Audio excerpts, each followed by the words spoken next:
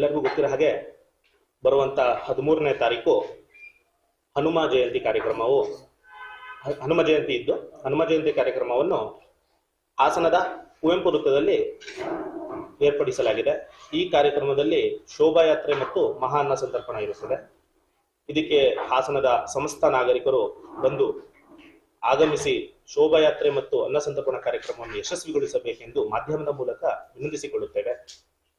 ಶೋಭಾಯಾತ್ರೆಯಲ್ಲಿ ಶ್ರೀ ಬಾಲರಾಮನ ಮತ್ತು ಶ್ರೀ ಹನುಮಂತನ ಉತ್ಸವ ಮೂರ್ತಿಯೊಂದಿಗೆ ಮತ್ತು ಕನಿಷ್ಠ 1000 ಜನ ಸೇರುವ ನಿರೀಕ್ಷೆ ಇದ್ದು, ಶೋಭಾಯಾತ್ರೆ ಹಾಸನದ ಕುವೆಂಪು ವೃತ್ತದಿಂದ ಹೊರಟಿ ಹಾಸನದ BSNL ಆಫೀಸ್ ಮುಂಭಾಗ BM ರಸ್ತೆಯಿಂದ ಹೊರಟಿ ಪೃಥ್ವಿ ಥಿಯೇಟರ್ ಇಂದ ಮುಕ್ತಾಯವಾಗಿ ಪಂಚಮುಖಿ ಸರ್ಕಲ್ಗೆ ಮುಕ್ತಾಯವಾಗುತ್ತದೆ ಮತ್ತು ಮಧ್ಯಾಹ್ನ 1 ಗಂಟೆಗೆ ಅನ್ನ ಸಂತರ್ಪಣೆಯು ಹಾಸನದ ಕುವೆಂಪು ವೃತ್ತದಲ್ಲೇ ಇರುತ್ತೆ.